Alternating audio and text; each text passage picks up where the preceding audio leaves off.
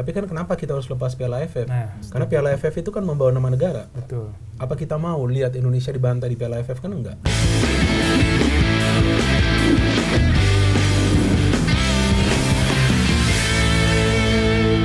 PSSI resmi memperkenalkan John Hartman sebagai pelatih baru Timnas Indonesia. Ini kan pelatih asal Inggris ini kabarnya dikontrak selama 2 tahun Bung Binder ya, dengan opsi perpanjangan 2 tahun. Nah, di sesi preskon nih uniknya John Hartman kayak langsung mengumbar keyakinan. Dia bilang tuh supporter Indonesia layak mendapatkan panggung tertinggi sepak bola. Kan kalau panggung tertinggi sepak bola tuh konotasi kita pasti ya Piala Dunia.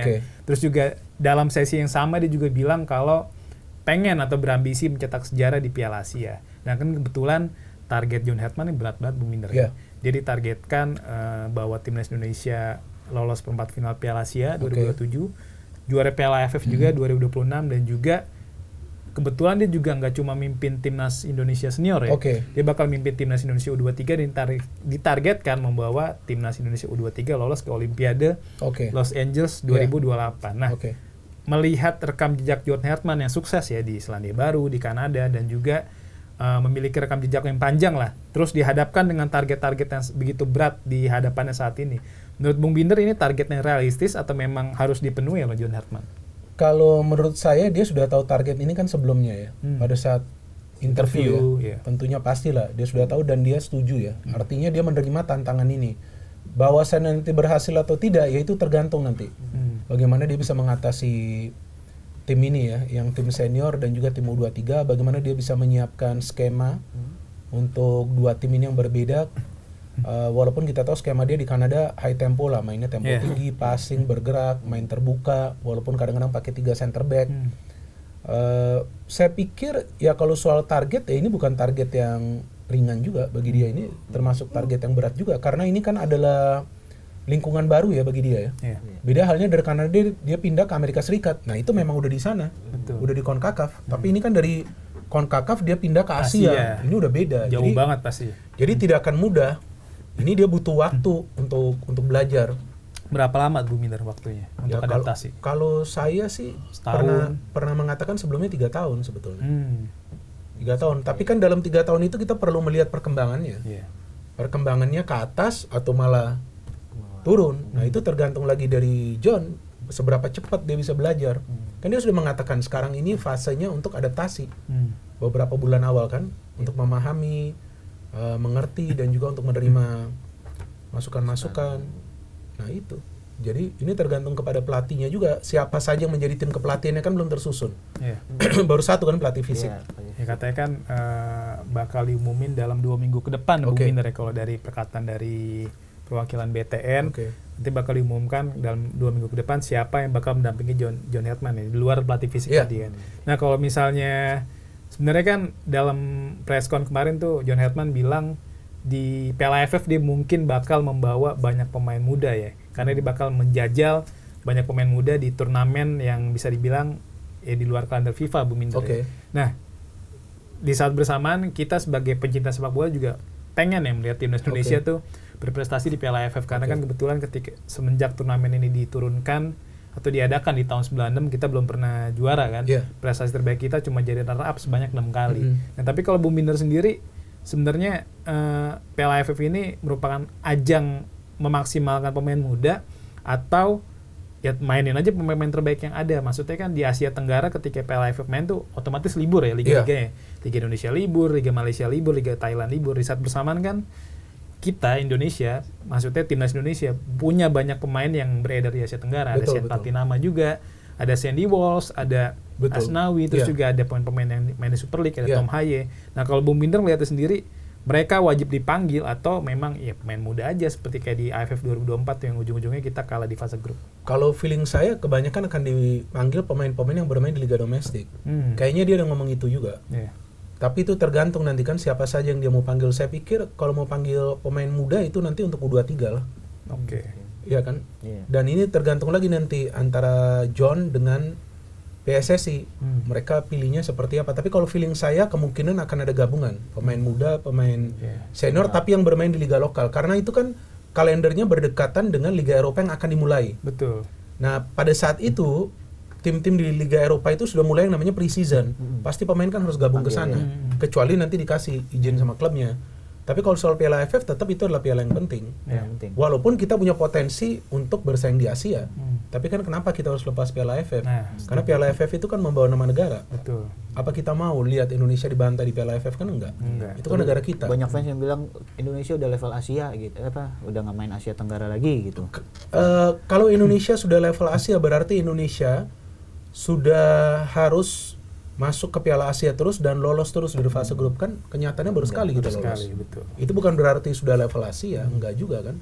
Tapi sudah mulai masuk ke persaingan di level Asia karena sekarang 2 kali berturut-turut akan bermain di Asia. Nanti kalau bisa lolos mungkin sampai perempat final, nah itu berarti kan persaingan sudah bisa dimulai di sana. Tapi bukan berarti kita sudah berada di level Asia, tapi memang kita punya potensi untuk bersaing di sana. Kan memang kan kalau kita kalau kita kayak seperti saya meminta Bung Binder untuk menilai hasil racikan John Herdman memang belum ada ya, karena baru nanti di bulan Maret baru di FIFA Series. Nah, tapi di saat bersamaan rival-rival timnas Indonesia nih di Asia Tenggara ya, seperti Vietnam, Thailand juga terus berkembang. Apalagi Vietnam di bawah Kim Sang-sik kan tuh maju banget biasa. Ya. Dia juara SEA Games 2025, terus juga juara Piala AFF U23. Juara Piala AFF 2024 juga kan. Sekarang di Piala Asia U23 juga lolos ke perempat final sebagai juara grup. Nah, kalau misalnya ini kita coba menerawang Bung Binder ya. Kalau misalnya nantinya John Herdman dihadapkan dengan Vietnam, misal di fase grup atau di fase gugur, kita punya peluang menang nggak sih Bung Binder kalau misalnya melihat materi pemain saat ini? Ya tergantung nanti pemain-pemain mana kan yang dia panggil kan. Kita kan belum tahu kan siapa-siapa aja yang dia akan panggil. Tapi ya kita harus melihat dulu nih bulan Maret mainnya seperti apa timnas. Iya, dan juga waktunya kan mepet nanti untuk hanya berapa match terus main di Piala AFF kan. Dan kalau memang dia dikasih target untuk juara Piala AFF, menurut saya gak salah juga sih. Kenapa kan Indonesia sekarang skuadnya ya walaupun nanti mungkin pemain-pemain yang bermain di Eropa gak gabung, tapi tetap kita punya skuad yang bagus kok dengan mengandalkan pemain yang bermain di Liga Domestik. Betul. Kan banyak pemain keturunan kita yang sudah main di sini. Mungkin Jordi Amat masih bisa dipanggil. Tom Haye, ya kan. Kita masih ada Eliano, mungkin kalau Pelu PSI ke sini, ya kan. Mungkin nanti ada klub lain yang juga mengontrak pemain keturunan kita di pertengahan musim ini. Iya, Ivar Jenner kan bisa aja nanti dipanggil. Atau pemain-pemain yang bermain di Asia Tenggara seperti yang tadi Anda katakan, Asnawi, Arhan. Kan bisa mereka gabung, Shane Patinama, Sandy Walsh. Nah, bisa mereka gabung nanti kan ke sini. Jadi tetap kita punya skuad yang kuat untuk juara. Bisa juara atau enggak ya kita harus melihat dulu nanti mainnya seperti apa timnas Maret. Dan seberapa cepat para pemain bisa beradaptasi dengan skemanya si John Herdman ini. Ya kan kemarin dengan Kluivert katanya luar biasa akan bermain menyerang. Ya kan total football apa itu gak ada kan, apakah gak ada total footballnya. Itu jadi kita juga sekarang jangan high expectation juga, kita sabar aja. Lihat aja perkembangannya seperti apa. Nanti John Herdman sambil kita lihat 1-2 match di FIFA Match Udah Series. ada bocoran belum sih Bung Binder siapa aja lawan timnas Indonesia di FIFA Series bulan Maret nanti? Saya belum ada bocoran, cuman saya banyak baca berita, saya nggak tahu juga benar atau enggak, katanya akan ada 1 tim kuat, terus 2 tim yang biasa gitu. Karena kan kabarnya katanya sih begitu. St. Kitts Nevis sudah confirm ya. Sudah confirm. Itu sudah ada di laman resmi mereka. Dan sebenarnya sih dia belum konfirmasi bakal lawan timnas Indonesia, cuma dia bakal main katanya di FIFA Series Indonesia. Kemungkinan ketemu Indonesia. Ya, ketemu Indonesia. Karena kan di setiap FIFA Series kan ada 9 negara kalau nggak salah ya. Nantinya di setiap negara itu ada 4 tim. Dan mereka bakal ketemu cuma 2 diantaranya. Jadi seperti timnas Indonesia misal lawan St. Kitts Nevis. Karena kan rumornya juga sempat lawan Islandia. Finlandia, Islandia, cuma tapi itu belum confirm. Belum confirm. Dan bahkan kabarnya Finlandia malah gabung ke Selandia Baru, FIFA Series Selandia Baru. Sedangkan Islandia gabung ke FIFA Series Uzbekistan. Itu baru kabar ya. Nah itu makanya harapannya sih timnas Indonesia bisa dapetin lawan yang kompetitif ya Bung Binder, karena ini menjadi patokan atau pondasi dari John Herdman sebelum melangkah ke event-event yang lebih besar ke depan. Persiapan juga begini. Betul. Nah ini kan kalau bicara asisten pelatih nih Bung Binder. Asisten pelatih lokal ini nih yang nggak dimanfaatkan oleh Patrick Kluivert ya di timnas Indonesia senior di periode sebelumnya, karena kan di era Sintayong ada Novarianto, di era Luis Mia ada Bima Sakti, di era Kluivert tuh sama sekali di loss. Sayang juga, kan harusnya ada. Nah sedangkan kan di era kepelatihan John Herdman saat ini tuh PSSI sudah menjanjikan kalau nantinya bakal ada asisten pelatih lokal yang akan mendampingi John Herdman. Iya. Nah, kan sebenarnya ada 4 nama nih muncul Bu Minder ya. Ada Alex tuh mantan pelatih fisik di era Indra Safri.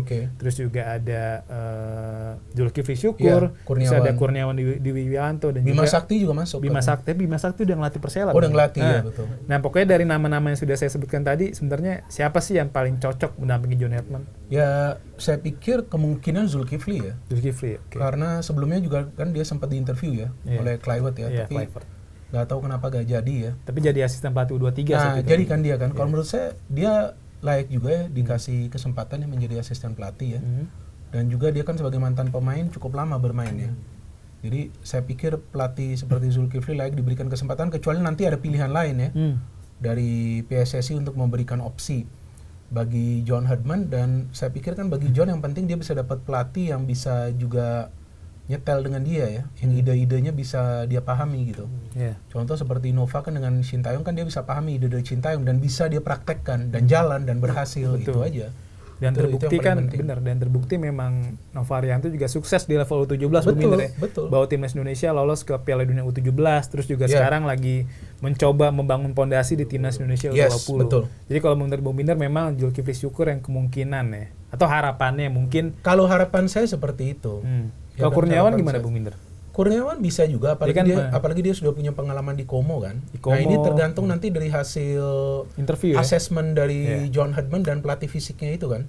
Karena yang saya tahu itu sebetulnya kuncinya sih di pelatih fisik ini. Pelatih fisik ini untuk meningkatkan performa, menaikkan standar permainan dari timnas. Jadi dia akan mengevaluasi satu persatu pemain. Nah jadi siapapun nanti asisten pelatih bukan saja berkomunikasi dengan John, tapi juga dengan pelatih fisik ini. Pelatih fisik ini luar biasa. Dan dialah yang juga ikut terlibat mulai dari Kanada sampai ke klub. Dan John Herdman percaya banget ke dia. Di tangan kanan lah bisa dibilang. Iya kayak begitu. Dia kuncinya itu sebetulnya di dia itu. Karena dia akan melihat pemain kekurangannya apa, gimana caranya dia bisa meningkatkan performa. Dengan sport science, bahkan ada teknologi juga yang dia pakai dari Kanada. Ini kan apa ya, itu tadi bicara asisten pelatih Bung Minder. Tapi kan di saat bersamaan juga John Herdman bilang tuh di akhir Januari atau di awal Februari dia bakal terbang ke Eropa untuk memantau pemain-pemain diaspora ya seperti Jai Ijes. Tapi di saat bersamaan dia juga membuka peluang untuk mendatangkan pemain naturalisasi tambahan gitu. Ya kan? Dalam sesi conference press John Herdman bilang seperti itu. Nah, kalau Bung Binder lihat sendiri sebenarnya kita masih butuh pemain naturalisasi tambahan nggak sih Bung Binder? Karena kan sekarang di Eropa tuh ada Pascal Struijk yang main di Leeds, terus juga ada Jenson Selt yang main di Wolfsburg, terus juga ada Tristan Goyer di PC Zwolle, terus juga ada banyak lah. Sebenarnya kita butuh pemain tambahan nggak sih, pemain keturunan itu, atau ya udah maksimalin aja pemain sekarang gitu. Sebetulnya butuhnya di depan striker. Seperti kemarin Olega main kan berasa banget susah. Siapa ya kan Zilstra kan belum siap main di senior. Kalau kita lihat pemain yang bermain di kompetisi domestik di lokal kan sudah dicoba semua dan kurang perform kan. Kecuali nanti pemain seperti Axel mungkin akan dicoba, tapi saya pikir kalau dicari dari luar kemungkinan di striker. Striker itu kita perlu tambahan yang predator seperti Ole ya. Gak tahu Marcelino juga gimana nanti performanya, ya kan? Karena dia juga striker. Saya pikir striker. Semua udah tertutup, back, midfield, apalagi kiper. Cuma kan depan ini yang jadi masalah memang ketersediaan sumber daya. Nah itu di lini depan memang kurang banget. Ada. Bahkan yang pusatnya kan kita dibilang tuh timnas Indonesia timnas cabang. Timnas pusatnya di Belanda. Bahkan timnas Belanda aja nggak punya striker murni kan. Cody Gakpo yang main ditaruh di depan sebenarnya winger. Iya betul, striker palsu. Benar. Nah mungkin juga John Herdman bisa punya skema seperti itu kan. Mungkin bisa memainkan Marcelino salah satu opsinya untuk di posisi itu. False nine ya. Iya, jika Olenya memang tidak fit, kan bisa. Tapi kalau Ole fit ya pasti Ole target man kan. Ya, tapi memang Ole juga udah mulai perform sekarang di Oxford, udah mulai main. Kemarin kan juga membantu Oxford menang atas MK Dons ya di babak 64 besar Piala FA. Nah, berarti kalau menurut Bung Minder memang harapannya timnas Indonesia bisa dapetin pemain tambahan di posisi depan Bung Minder ya? Iya, kalau menurut saya sih seperti itu. Karena itu kesulitan kita dari tahun ke tahun kan. Kesulitan dihadapi Sintayong, Patrick Kluivert. Kluivert sudah punya Ole, tapi ternyata sayangnya Ole itu cedera kan, pas di round 4 itu kan. Dan opsi lain yang dimainin kurang perform kan. Kalau pemain lokal, striker kira-kira siapa tuh? Ya saya pikir ya pemain yang sekarang menarik perhatian itu ya si Axel untuk selain seperti biasa lah Ramadan Sananta dan siapa lagi tuh yang kemarin dipanggil tuh Ya, ada kan, Jens Slaven. Sebenarnya kan ada Mauro Zylstra. Paling itu. Rafael Strijk saya nggak ngerti. Kayaknya mungkin belum tentu dia dipanggil ya. Tergantung lagi nanti. Sebenarnya ada Ezra ya, Bung Binder ya. Ezra ada. Walaupun sekarang di Persik main jadi winger kiri kan posisi asli sebenarnya penyerang ya. Iya betul. Nah ini tergantung kan. Itu yang saya katakan kepada John Herdman. Saya kan nggak bisa ngomong dia harus dipanggil atau enggak. Ya kan itu tergantung dia. Dia yang harus mempelajari kira-kira seperti apa pemain yang dia butuhkan. Tapi satu hal yang saya tahu, John ini suka pemain-pemain senior. Pemain senior juga dia suka, pemain muda juga suka. Jadi kemungkinan nanti akan ada gabungan, lebih balance lah antara senior dengan muda gitu. Jadi senior mainnya yang dengan ketenangan, muda ini yang harus pergerakan-pergerakan cepat. Nah, terakhir Bung Binder. Sebentar, ngomongin tuntutan persaingan John Herdman di level Asia maupun Asia Tenggara ya. Selain negara-negara di situ, John Herdman juga ada tuntutan dari netizen kita yang agak rewel nih. Takutnya John Herdman ini kan tadinya nggak punya medsos nih. Sekarang udah punya. Dibikin medsos, dia udah bisa membaca akan ada tuntutan di situ nggak? Netizen kita dia udah tahu belum sih sebenarnya? Nah, kalau dia memang sebelumnya tidak punya akun medsos, artinya kan dia bukan orang yang bermain di medsos. Nah, belum tentu juga dia akan perhatikan di sana. Betul kan? Belum tentu juga. Dan itu bagus juga menurut saya. Karena pelatih kan harus fokus ke pekerjaannya. Betul. Secara real. Jadi bukan di dunia maya kan, tapi di dunia nyata gitu. Dia harus fokus ke sana. Kalau medsos itu boleh saja sih kalau orang mau aktif gak ada salahnya, tapi kan yang lebih penting lagi itu kan di dunia nyata kan. Tapi kemarin sebenarnya di preskon udah ada yang nanya tuh, dan dia bilang siap menghadapi tekanan. Bagus kan? Itu artinya dia sudah siap. Artinya kemungkinan dia sudah tahu bahwa di Indonesia ya Netizen Plus 62 ini salah satu yang terbaik di dunia. Betul. Iya kan? Gitu. Salah satu yang terbaik. Siapa yang bisa lawan netizen kita? Benar kan? Karena mereka lah yang udah paling tahu segalanya. Jadi gak masalah juga kalau nanti mereka mau memberikan kritikan, mau memberikan saran, karena itu medium yang bisa dipakai kan. Sekarang social media, tapi bahwasannya dia akan ikutin atau enggak, kita nggak tahu nanti. Kalau dari netizen sendiri kita harus bagaimana? Maksudnya menyikapinya kita harus sabar. Kan John Herdman ntar FIFA Series gagal, Piala AFF gagal. Nah, sebagai kalau netizen sih nggak bisa dinasehatin. Terserah mereka lah mau seperti apalah. Tapi kalau dari saya, ya saya sih pasti akan sabar. Saya akan melihat seperti apa progresnya dulu. Minimal kita lihat 1 tahun ke depan sampai Piala Asia. Itu dulu lah kita sabar. Ya kan kalau sekarang kita mau juara Piala AFF, tahu-tahu gak juara kita pecat. Nanti pelatih baru sama juga. Sama aja. 6 bulan dipecat. Berulang lagi. Iya kan, sama kan kayak manajemen MU. Ngapain dia datengin Amorim tahu-tahu dipecat. Gantinya Carrick lagi. Nah, aneh juga kan nanti Carrick gak ngerti mau kayak apa. Sebelumnya Ten Hag yang seharusnya sudah dipecat dipertahankan diperpanjang. Kan aneh. Betul. Oke Bung Binder, kita sudah ngobrol-ngobrol selama sekitar 1 jam. Terima kasih Bung Binder sudah hadir di podcast Locker Room hari ini. Harapan Bung Binder bisa semakin sehat dan semakin sukses. Makasih. Amin. Oke Zoners dan Lockers, terima kasih sudah menyaksikan Locker Room di episode hari ini. Sampai jumpa di podcast Locker Room selanjutnya.